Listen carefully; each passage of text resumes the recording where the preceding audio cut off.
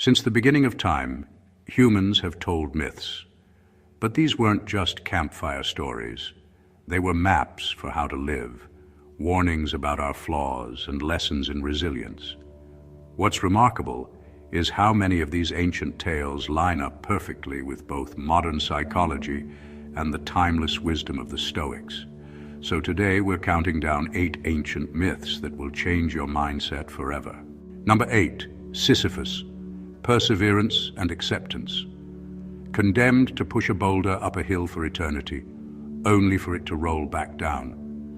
At first glance, Sisyphus is a tragedy, but philosopher Albert Camus reimagined him as a hero. We must imagine Sisyphus happy. The lesson is not about escaping struggle, but embracing it. The Stoics would have agreed. Marcus Aurelius reminded himself daily, "The impediment to action advances action. What stands in the way becomes the way." Life is full of boulders. Your power lies not in wishing them away, but in how you carry the weight. Number 7, Narcissus, self-image and distortion. Narcissus fell in love with his reflection, wasting away an obsession. Today it speaks to distorted self-image, whether it's arrogance or crippling self-hatred. Cognitive behavioral therapy and philosophy teaches us to challenge these distortions, and Stoicism echoes the same warning. Epictetus said, "It's not what happens to you, but how you react that matters." When we obsess over our reflection, whether in the mirror or through social media, we forget to live in harmony with reason and virtue. The Stoic practice is to see ourselves truthfully, neither glorified nor condemned, but as works in progress. Number 6, Icarus, balance and moderation. With wings of wax, Icarus soared too close to the sun and fell. Most people take this as a warning against ambition, but the real lesson is balance. Daedalus told his son not to fly too high or too low.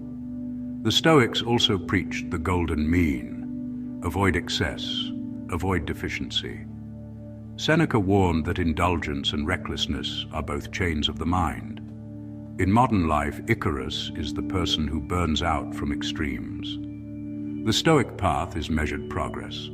Pursue excellence, but in balance with wisdom and self-control. Number 5, Pandora's box, reframing and hope. Pandora opened the forbidden jar, releasing every evil into the world. But at the bottom, one thing remained: hope. This is pure Stoicism. Life will bring pain, loss, and injustice. That's outside of your control. But what remains in your control is perspective. As Epictetus taught, men are disturbed not by things, but by the views they take of them. Hope is the ultimate reframe, the one light that makes endurance possible. In your darkest moments, the Stoic task is to search for the spark of hope, still inside the box. Number 4, Theseus and the Minotaur, facing inner demons. Deep in the labyrinth, Theseus faced the Minotaur and slew it, guided by Ariadne's thread. The labyrinth is the mind. The Minotaur is our fear, anger, or destructive impulses. The thread, structure, and reason. This is exactly how the Stoics approached life. Marcus Aurelius described philosophy itself as a guide through the chaos of thought. In practice, CBT and Stoicism both give us threads, tools, exercises, and disciplines to help us face our monsters and not lose ourselves in the maze. Number 3, the Phoenix, renewal and growth. From its ashes, the Phoenix rises, reborn stronger than before. The Stoics embraced this idea of renewal. Seneca said, "Every new beginning comes from some other beginning's end." They believed misfortune is not the end, but material for strength. The Phoenix shows us resilience, the same lesson CBT calls post-traumatic growth. When life burns you down, you have 2 choices: remain in ashes or rise. Stoicism demands we rise.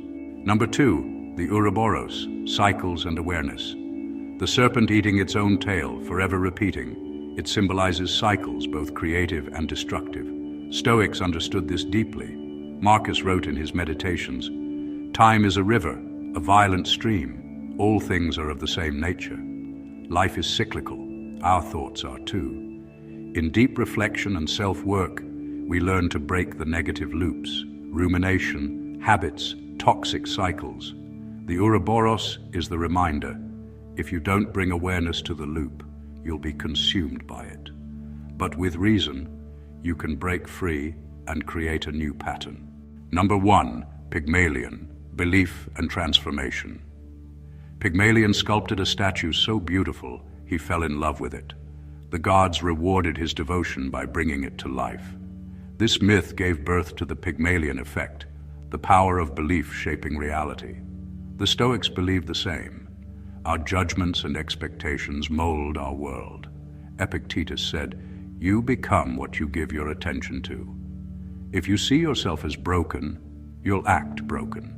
If you choose to believe in growth, you sculpt a new version of yourself. Pygmalion reminds us that belief, like the sculptor's chisel, carves us into who we become. Together, these myths and Stoic principles tell us something profound. The ancients weren't just spinning stories, they were giving us mental blueprints. Sisyphus teaches perseverance, Narcissus warns of illusion. Icarus shows the danger of extremes, Pandora leaves us hope. Theseus proves we must face our fears. The Phoenix shows us renewal, the Ouroboros teaches awareness, and Pygmalion reveals the power of belief. These are not just tales of gods and monsters, they are guides for us. The Stoics would say, don't just hear the stories, live them. Be the phoenix that rises, the Theseus who faces the Minotaur, the Pygmalion who shapes himself anew. Because life will test you like a myth, and your response will decide the hero you become. If this video resonated with you, please consider liking the video and subscribing to support the channel and the release of new content. Let's walk this path to self-betterment together.